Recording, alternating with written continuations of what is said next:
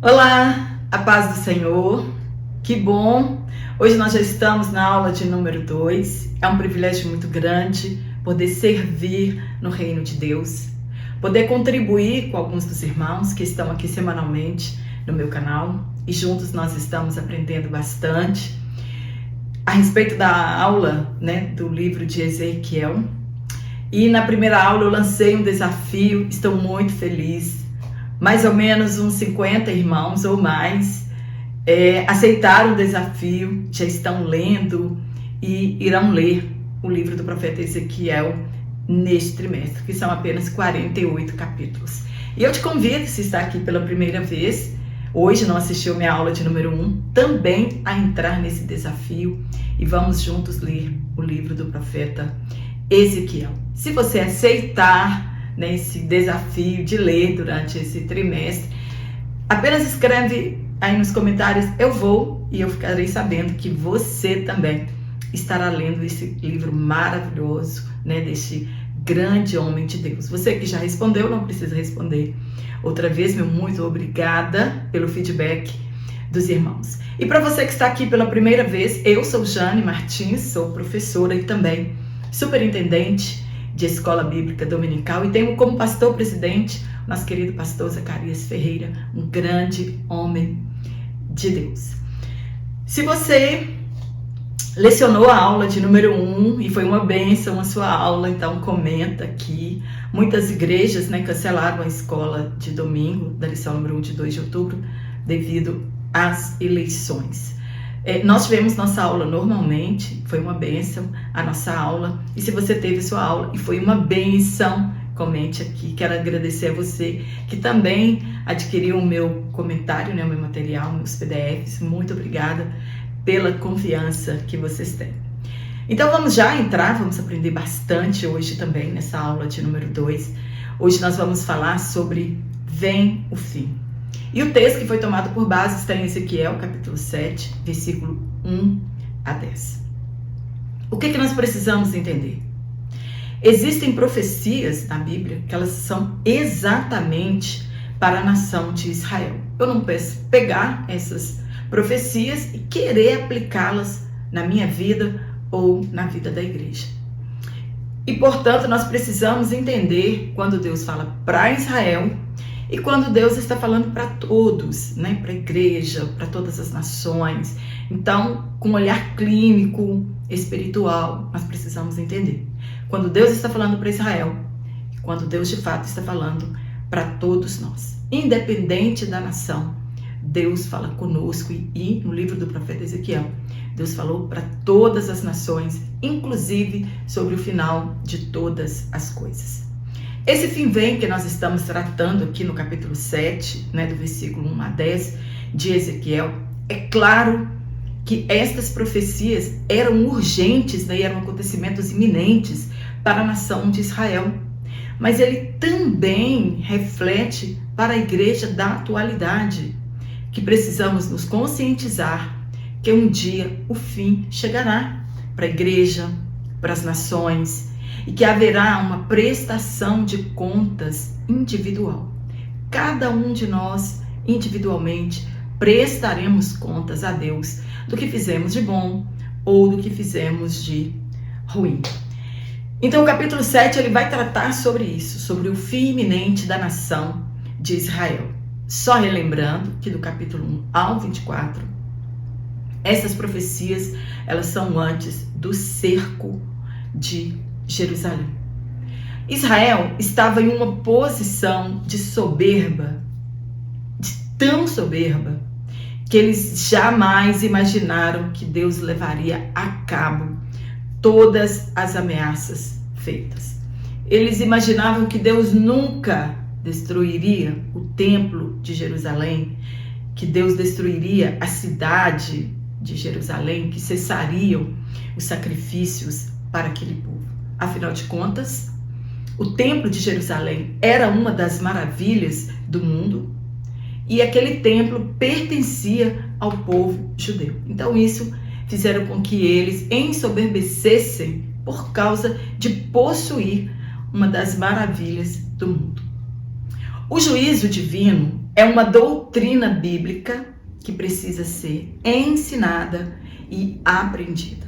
Não para que vivamos com medo de Deus, não. Não é por isso que nós ensinamos o juízo divino ou a justiça divina. Não é para que as pessoas tenham medo de Deus, mas para que tenhamos temor e amor à sua palavra. Deus, ele é benigno e ele avisa por anos antes de derramar a sua geração. Veja bem, Deus suportou a nação de Israel por 490 anos, aproximadamente, com a quebra dos anos sabáticos. Nós sabemos que os 70 anos de cativeiro, é a divisão destes 490 anos que eles deixaram de obedecer o ano sabático. Então, assim como Deus derramou a sua indignação contra a nação de Israel, chegará um dia também que ele derramará a sua indignação contra as nações, contra o mundo inteiro.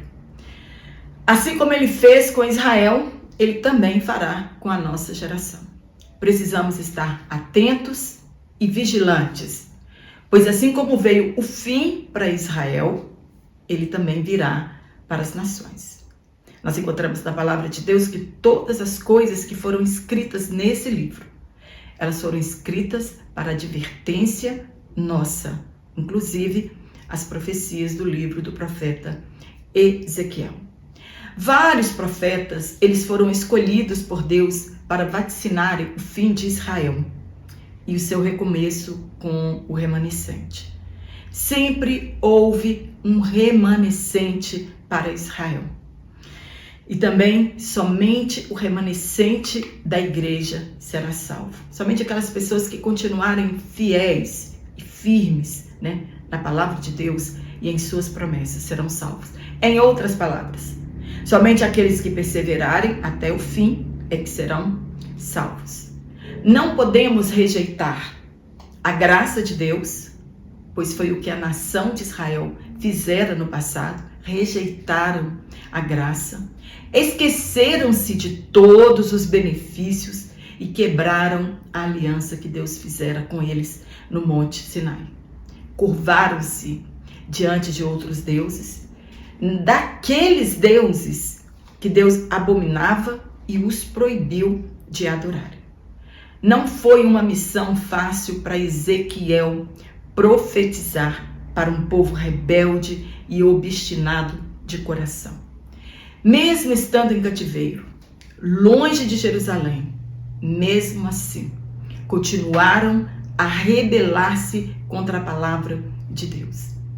Recusaram as mensagens dos profetas, principalmente as mensagens do profeta Jeremias e de Ezequiel. Na primeira aula, nós falamos uma visão panorâmica do livro todo. Se você não assistiu a minha primeira aula, te aconselho que assista, A nossa mente abre mais quando vamos ler o livro.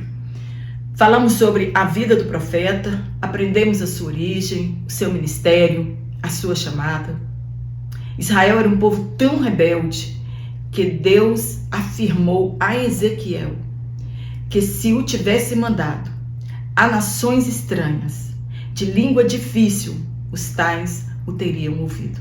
O tamanho da rebeldia que era a nação de Israel.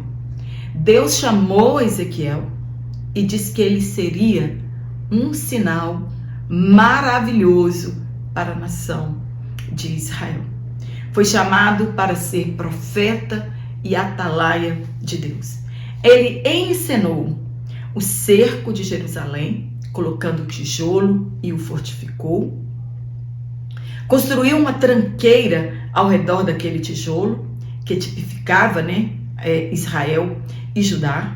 Somente assim afirmou que Deus levaria a maldade daquelas nações. Somente o cativeiro teria força para erradicar a idolatria no meio da nação de Israel.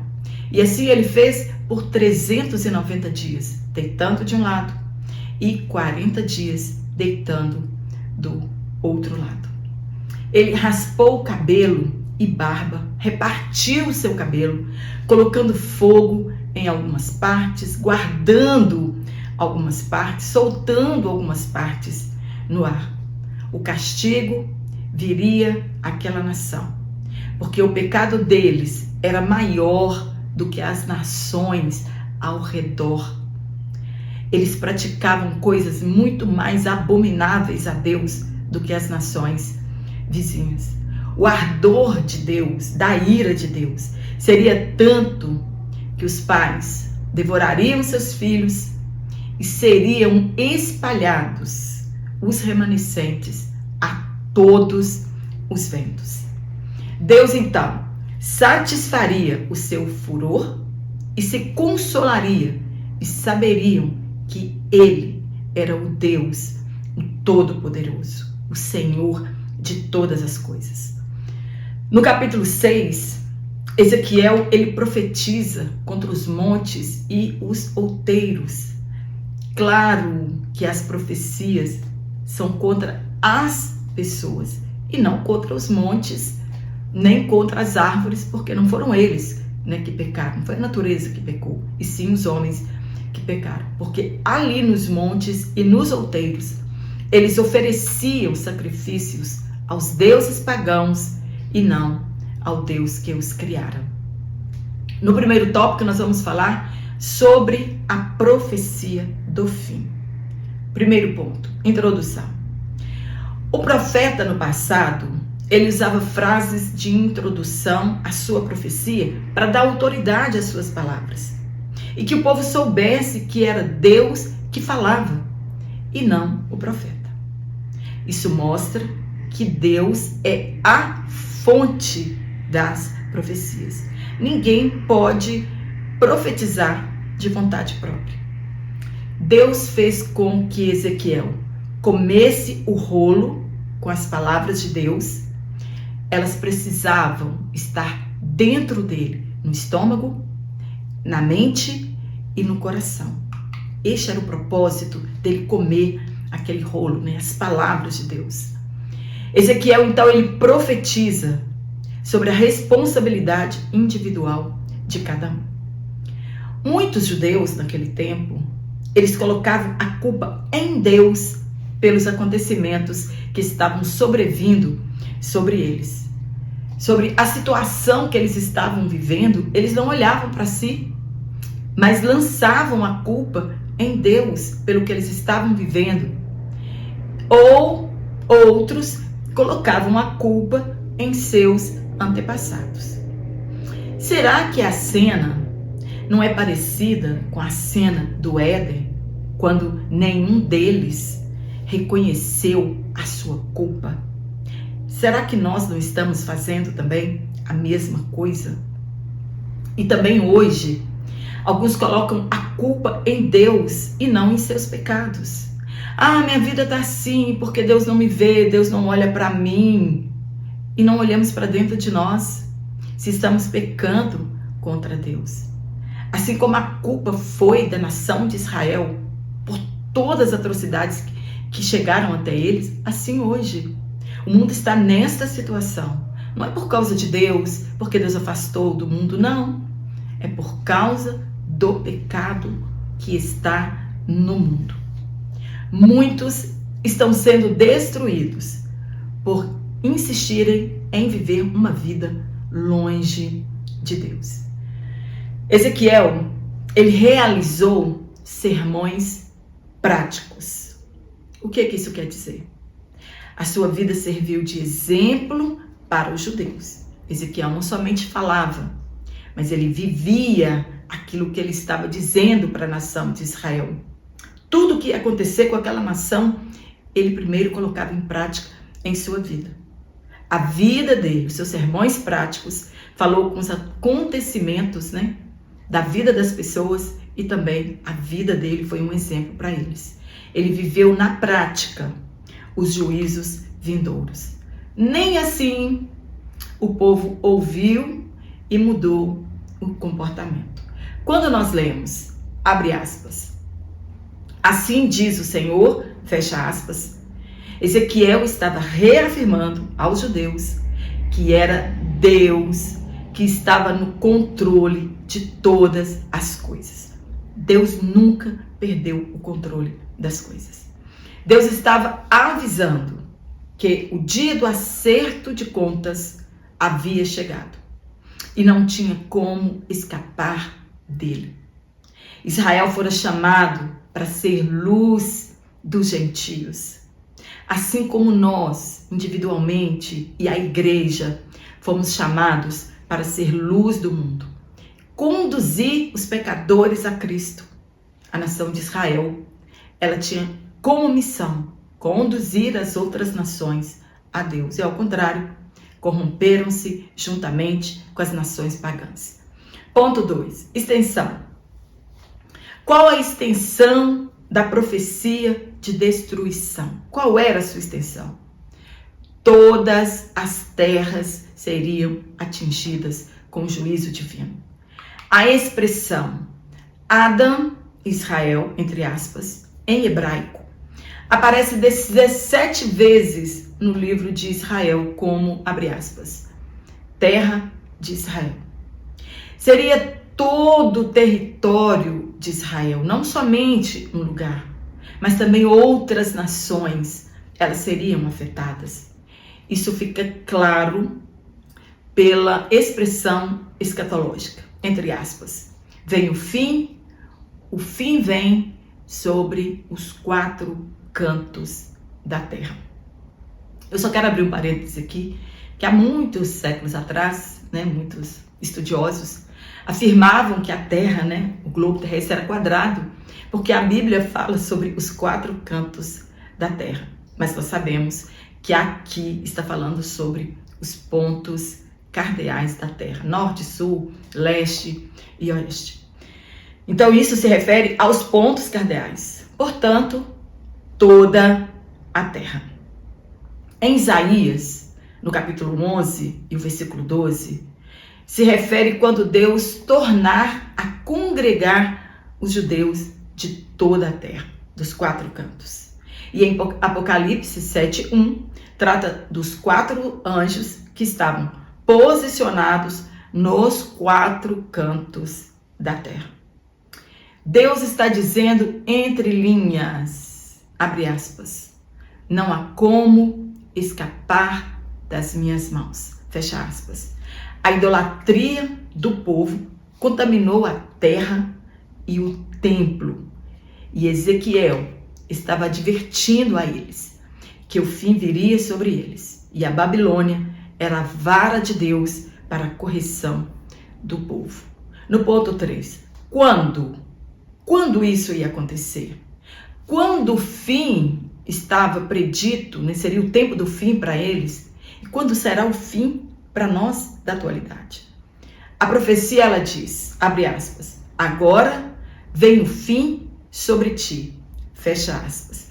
Esse agora, ele não precisa ser necessariamente nesse momento, não precisa significar neste momento, mas pode ser na época em que nós estamos.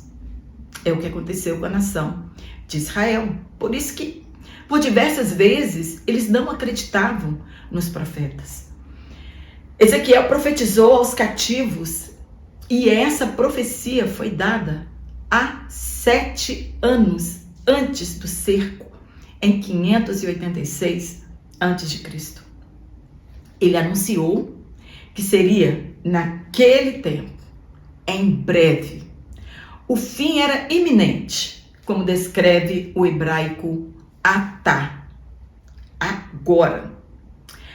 Essa lição, ela pode ser assim descrita por alguém como o pastor Ezequias Soares, Ele é mestre em hebraico.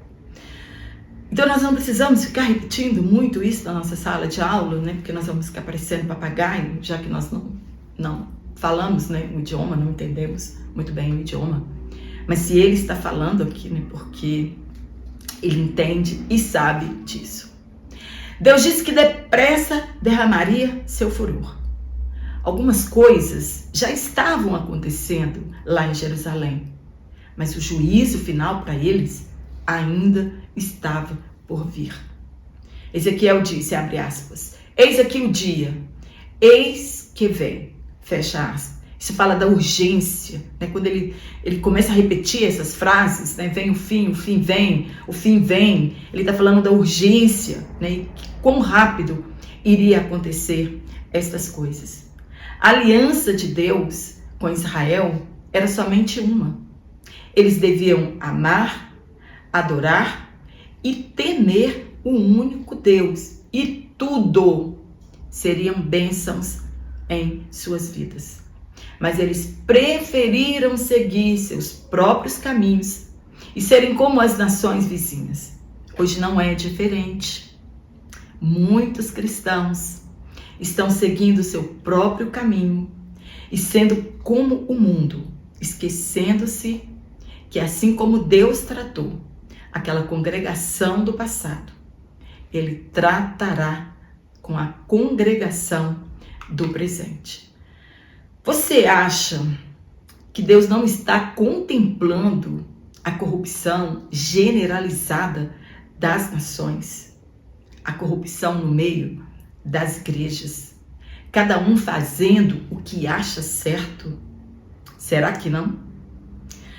Será que Deus não está vendo o sangue dos inocentes sendo derramado? A imoralidade contaminando a terra? Você acha que Deus não está vendo? O fim vem. Precisamos ser o remanescente da nossa era. Há um escape para o povo de Deus quando vier o fim. O arrebatamento da igreja. No tópico 2, sobre o fim. Primeiro ponto, o sentido disso. O fim usado aqui é no sentido de julgamento, não de extermínio das nações, de acabar com o planeta Terra, mas de julgamento. O sentido era esse. Quando o profeta dizia o fim vem, vem o fim, está chegando o julgamento para a nação de Israel.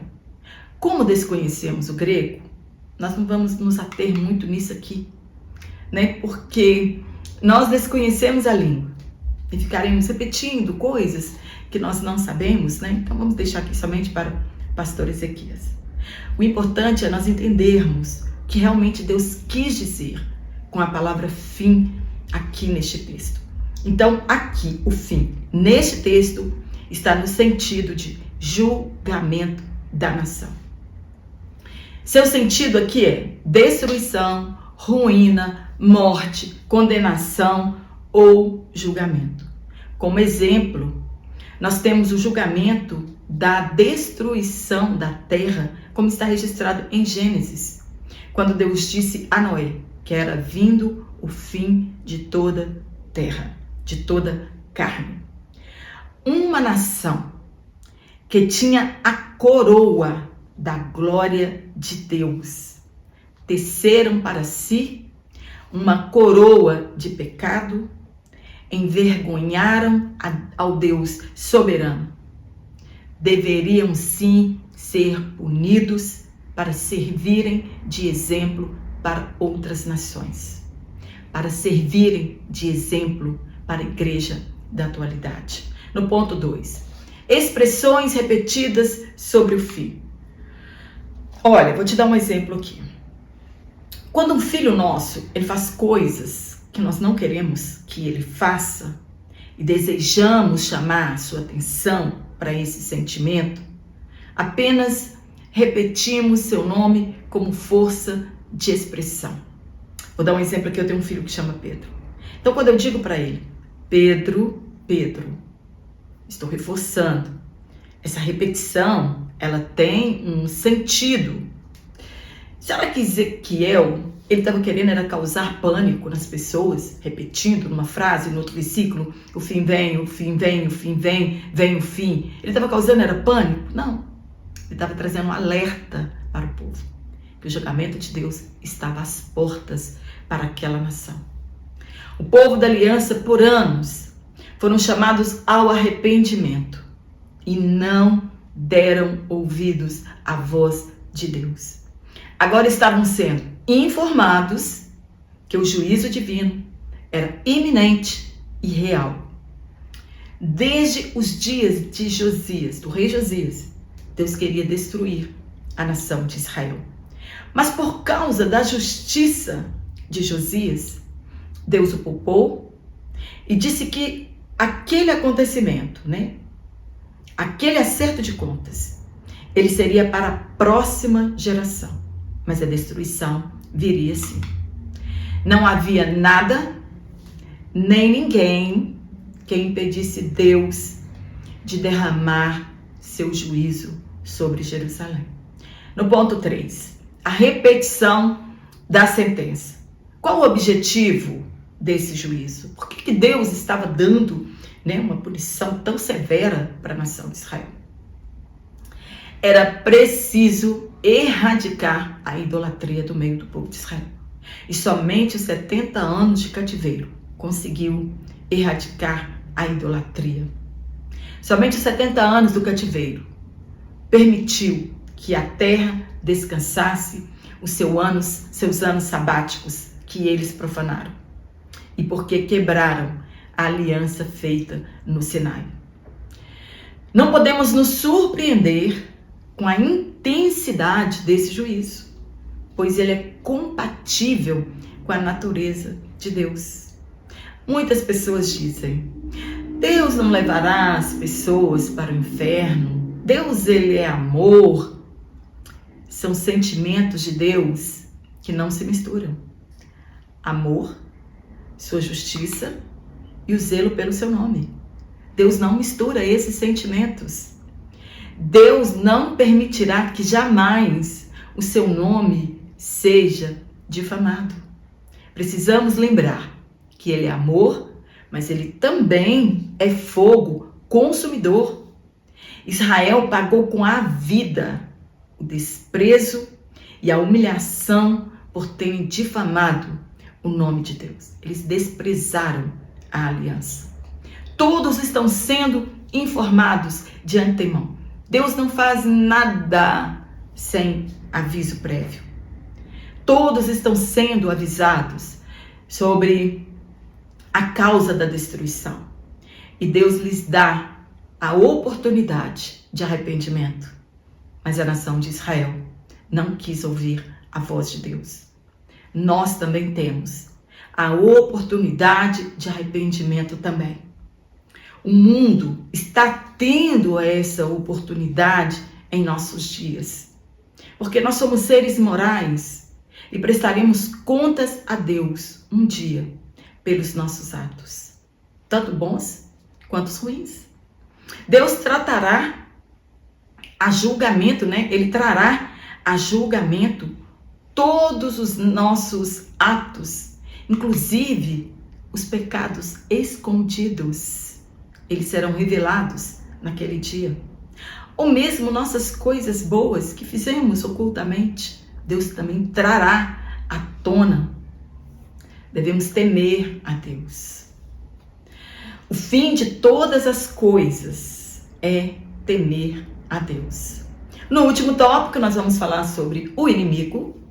E eu vou deixar um banner aqui, se você quiser adquirir este meu comentário em PDF, Como você entra em contato comigo. Tem um link também na descrição dessa aula. É só você acessar, você já cai direto no meu WhatsApp e fala comigo se você quer ou não adquirir este PDF para facilitar a sua aula. Se não, você fica aqui comigo porque é exatamente a mesma aula. Primeiro ponto, entre aspas, já floresceu a vara. Versículo 10. O que Deus quis dizer com isso? A vara já floresceu. Nós vemos que o fim vem, o julgamento já era iminente, mas e a vara floresceu? O que Deus queria dizer com isso? O que Ezequiel quis dizer com essa metáfora ou com essa analogia botânica? Ezequiel, talvez, ele estaria afirmando que Deus havia sido longânimo com Israel e a vara floresceu. Isto é, seus pecados haviam amadurecidos e a nação teria de colher o que ela semeou. Em seu orgulho, os judeus cultivaram uma falsa segurança de que o Senhor jamais permitiria que o povo fosse exilado ou que o seu templo fosse destruído, mas as duas coisas estavam prestes a acontecer. E tem muito cristão também com essa mesma soberba, achando que porque ele é crente, frequenta uma igreja, participa de um coral, que Deus não vai trazer punição para nós. Vai sim. A palavra de Deus diz que vai sim, o julgamento virá para cada um de nós. Deus não está preocupado com templos suntuosos, Ele está preocupado com a glória do nome dele.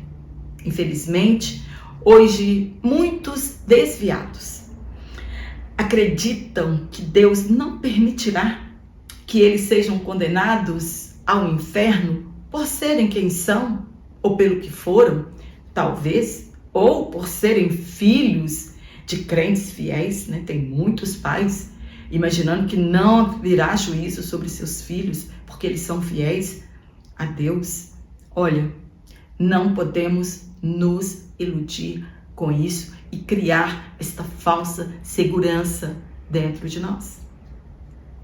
Deus, ele não perdoou a nação escolhida e não tem por que ele perdoar os demais pecadores caso não se arrependam. Ah, mas hoje nós estamos na graça. Não, a graça de Deus sempre esteve aqui. Ah, mas hoje nós temos Jesus Cristo como intercessor. Naquele tempo eles tinham o próprio Deus. Ah, mas hoje nós temos o Espírito Santo. Deus falava com eles face a face. Um dia chegará o nosso julgamento.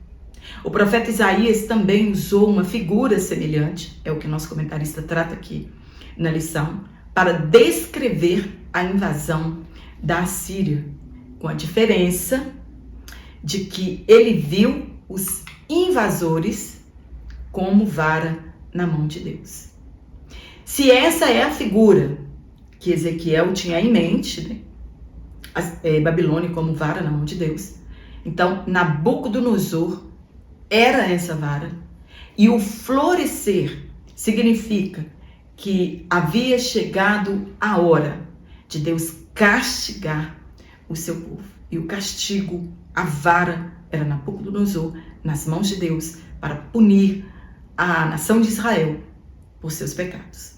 No ponto 2, entre aspas, reverdeceu a soberba, né? Voltou a ficar verde, né? Outra vez a soberba deles. Então aquele povo sempre teve essa soberba de ser a nação escolhida, de ter o templo de Jerusalém, né? Em sua nação, no meio deles, de ser a maior nação, a melhor nação, a nação mais poderosa entre as outras nações.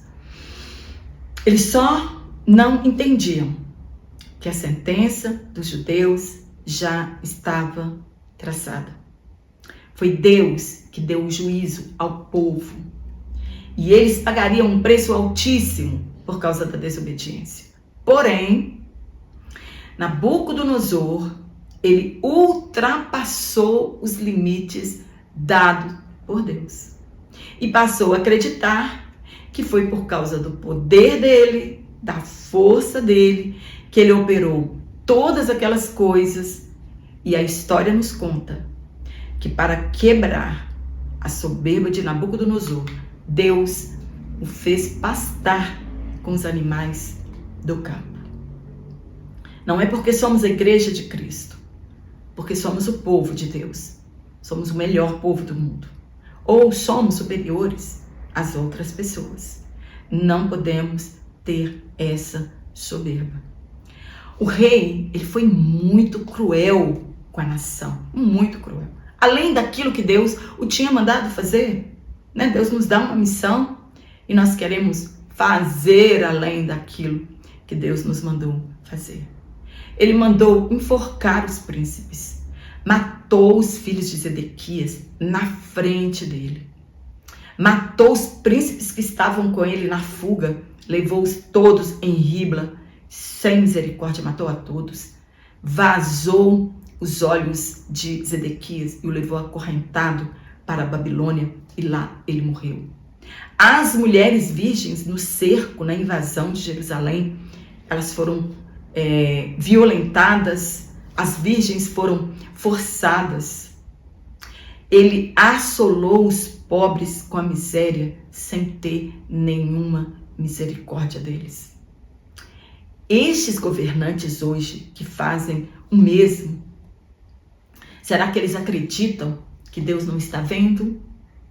Ou que Deus já perdeu o controle da situação? A avareza encheu o coração de alguns governantes e o desejo pela riqueza empobreceu a nossa nação. O juízo para o mundo está na agenda de Deus. Nós não sabemos quando, mas sabemos que o juízo de Deus virá. O acerto de conta com esses governantes, eles virão. Estão todos na agenda de Deus. Mas e os inocentes? Infelizmente, quando Deus envia o juízo, respingam em todos eles, assim como foi no julgamento de Judá. Quantos homens de Deus, quantas mulheres de Deus tinha naquele tempo? Todos aqueles que afrontaram a Deus e fizeram além do que foi mandado por Deus, eles pagaram muito caro. Outro exemplo que nós temos na Bíblia é o de Senaqueribe. Ele extrapolou no seu juízo contra a nação de Israel. A Babilônia, ela era o cálice na mão de Deus. E ele fez com que todas as nações bebessem dele. Porém, a sua soberba fez com que Deus os visitasse. Senaqueribe, ele quis ser mais do que Deus. E ele começou a blasfemar do nome de Deus. E teve o final que nós conhecemos na Bíblia Sagrada. No ponto 3, o rei Nabucodonosor. A história ela relata que a ascensão do Império Babilônico começou com o pai dele, não com Nabucodonosor, com Nabopolassar. E que somente depois da morte do seu pai que ele assumiu o trono. Era assim que acontecia. Muitas vezes eles eram corregentes, com os pais. Foi ele que construiu os jardins suspensos, uma das maravilhas também do mundo. Reinou por 43 anos. O significado do seu nome, assim como o significado dos judeus, dos nomes dos judeus, todos eram em honra a Deus. Também o nome dele, era em honra aos deuses pagãos do seu tempo. O nome dele significa Nebo, proteja as fronteiras, ou Deus proteja meu reinado. Esse nome é de origem acádica, acadiana, lá da Mesopotâmia, e o transliterado desse nome no acadiano é Nabu Kudurri Utsur, de verdade. E não se atenha a essas traduções, que isso não edifica nada. Então, às vezes, o professor fica preso com essas coisas. Porque você falou errado, a pronúncia não é essa. Então, assim, não vou ficar preso com isso, porque isso não edifica ninguém, muito menos a Igreja de Cristo. No ponto 4, a Babilônia. Quem foi a Babilônia? Esse nome também é de origem acadiana, que significa Babi-Ili, portão de Deus. Eles tinham uns zigurates que eles achavam que eram aquelas torres, com a torre de Babel. Então eles acreditavam que era por ali, que era o portal e que os deuses desciam, recebiam sacrifícios e entravam na terra por intermédio desses zigurates. O Antigo Testamento hebraico usa o nome Babel, Babel, e a Septuaginta usa a forma grega Babilon, Babilônia. O nome do país é o mesmo da capital. Nós temos como exemplo São Paulo, São Paulo. Só para a gente entender. A Babilônia, ela fica situada na região da Mesopotâmia, que ficava entre os rios Tigre e Eufrates. As suas ruínas encontram-se ao norte do centro da cidade atual de Hila, capital da província de Babil, no Iraque, situado a 100 quilômetros do sul de Bagdagé. Sob o domínio assírio, a Babilônia retomou alguma da sua importância no século seguinte e tornou-se novamente capital de um reino independente sob Nabopolassar, originalmente governador assírio, que no final da década de 620 a.C. derrubou o Império Assírio, quer dizer, eram duas nações que andavam lado a lado, mas nesse mundo de poder, né, todo mundo quer derrubar todo mundo. E foi isso que aconteceu também com a Assíria e a Babilônia.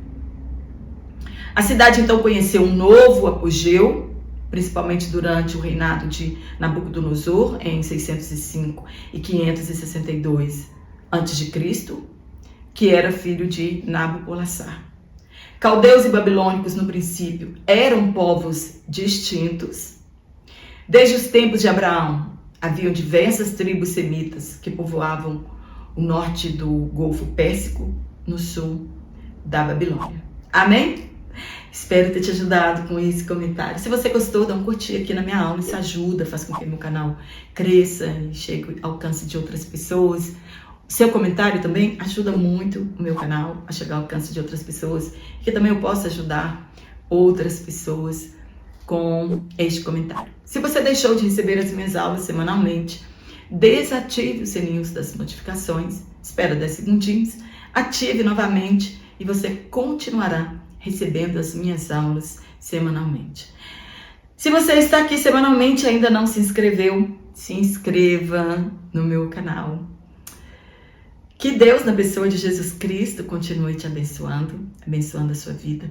Que o Espírito Santo continue nos capacitando para esse chamado deste ministério de ensino que eu amo. E eu acredito que você também ama muito. E nós desejamos fazê-lo com excelência. E eu sei que é por isso que você está aqui, né, para buscar mais subsídios da Palavra de Deus. Quero mandar um abraço para todos vocês. Para você que tem comentado as minhas aulas, muito obrigada. Pelas orações, muito obrigada. E eu te aguardo aqui na nossa próxima aula, se Deus assim nos permitir. Então.